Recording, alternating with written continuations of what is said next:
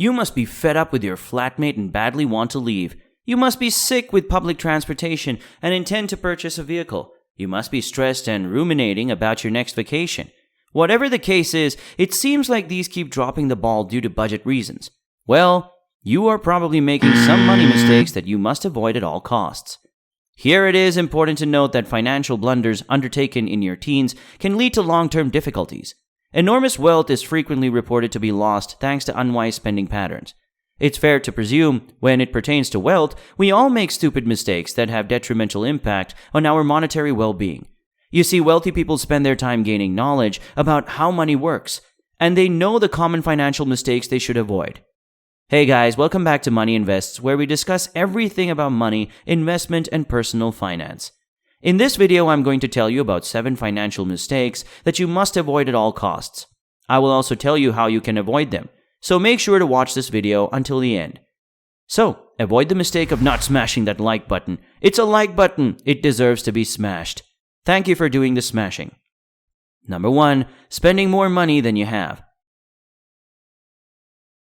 One of the most catastrophic economic blunders you can make is overspending.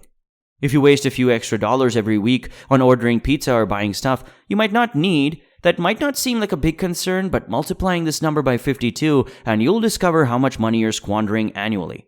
You can build a drizzy fund for yourself if you preserve every part of this and add it to your reserves. A monthly schedule is required alternatively, and you will eventually wind up squandering. Furthermore, credit cards' widespread availability has made it simpler to purchase more than we can manage. Therefore, avoid sliding your cards as much as possible. Deleting mails from your mailbox is one of the easiest methods to lower the sum of money you waste and save money. For instance, you may well have subscribed to get emails from your favorite businesses about the newest specials and bargains, but that only serves to increase the desire to overspend on items you don't need just because they're on discount or the company is promoting an electronic voucher. A credit card may enable buying goods online simpler, and you may be able to earn substantial perks in the bargain. While this may appear to be a cost-cutting measure, if you charge products without keeping a record of the number, you may find yourself paying money you certainly didn't mean to. Number 2, giving loan to friends or family members when you can't even afford it. Having a golden heart is one of the most common financial traps to avoid at all costs. It's one of the most prevalent financial blunders young people make. However, you learn from mistakes. It's a no-no to lend money to pals, notably when you're already trying to live frugally. Every time they purchase a beer, you're always adding up their expenditure and think that cash could be used to pay me back. It's also undoubtedly going to bring you to an awkward discussion of when you'll get your cash back. It's not a good choice to give loans to anyone if you put a burden on your budget and make it tough to maintain pace with your payments. Allowing a loan, on the other hand, would not be as hard to manage if you have substantial emergency savings, almost no debts, and a consistent job. Then what could be the best option?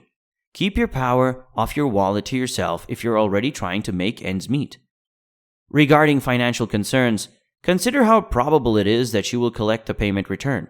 Getting back a loan to a friend or relative who is reliable about paying their payments and is facing just a one-time financial crisis may not be a difficulty. If you're contacted by someone who has a record of financial irresponsibility, though, you might be taking a higher chance of giving them more money. Number 3, lack of emergency savings. An emergency saving is a must-have. If you don't have one, you might end yourself settling for short-term fixes that you'll end up regretting in a few years. I'm not referring to a Breaking Bad-style stockpile here. If your loan is overdue or your phone crashes and you need to buy a new one right away, a rainy day fund should be sufficient to get you through. Keeping some cash set away for a rainy day can also come in handy if you discover yourself jobless and without a paycheck for a few months of graduation. However, if you don't have a rainy day fund, you may find yourself struggling to make ends meet. This may entail asking for loans and credit cards when you desperately need money that you don't have. Getting a loan accepted in an urgent situation can be difficult. And sadly, you may find yourself in a terrible predicament where you are compelled to take out a higher interest loan, such as a payday lender. If you get locked in indebtedness that takes months or years to repay, the hefty interest rates you have to pay might turn a short-term crisis into a lengthy economic tragedy.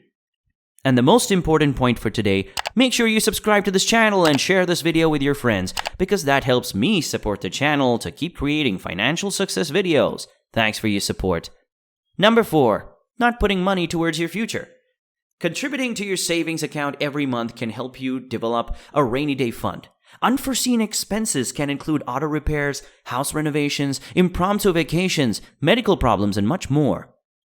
It is preferable if you develop your money to cover these unforeseen costs. Know your overall risk and diversify your strategy now. A diversified strategy with a mix of debt and equity funds, as well as a classic savings plans, is optimal. Youngsters are also less accustomed to dealing with money. As a result, they are frequently motivated to spend their money immediately rather than thinking about lengthy objectives such as retirement. Savings and investments when you are young can lead to bad spending choices as you get old. Although retirement may appear to be a huge way off, investment does not have to be limited to that. Short-term prosperity and standard of living can be increased by investing money rather than squandering it. If a youngster wishes to have more money, investment is one approach to achieve that goal. Number 5. Failing to create an appropriate budget. Spending beyond your limits is a typical financial error that virtually everyone has made at some stage. We're not referring here to the occasional indulgence. A little excess here and again can be beneficial to the soul. It's about struggling to restore a living that you can't afford. Spending without a budget is the biggest financial mistake you can make. If you don't make a monthly budget, you're likely to find yourself in the middle of a financial crisis and at the very worst, squandering in a way that will put you in poverty. Furthermore, you are unlikely to be saving for crucial financial goals such as a house or pension. Do you think financial budgeting is important, and why? Please share your answer in the comment section below. I'm sure this will help someone watching this video. Number 6. Having no health insurance. It is critical to have insurance that covers you in an event of a medical emergency. When you first start earning money, the first thing you should spend on is health coverage. Health insurance is available commercially at reasonable prices in general, so there's no excuse to purchase one. If you have any debts such as home, automobile, or college loan, you should carry an insurance policy in addition to medical coverage.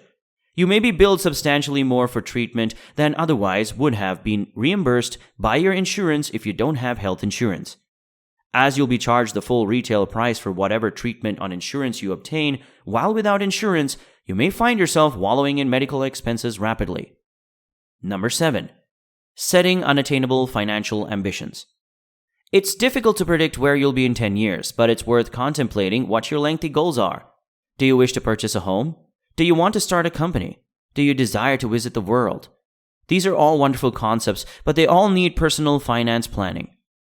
Setting financial objectives for yourself to strive for may be highly motivational for your job, as well as your mental state and peer.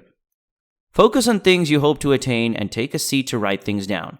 Make a realistic schedule for when you want these events to come and how much you will save every week or month to get it there. Keep all the money for these aims aside from your emergency savings and only use it when necessary. This will save you from an unnecessary financial crisis. Guys, I really hope that you like this video. Do share it on your social media and help others as well.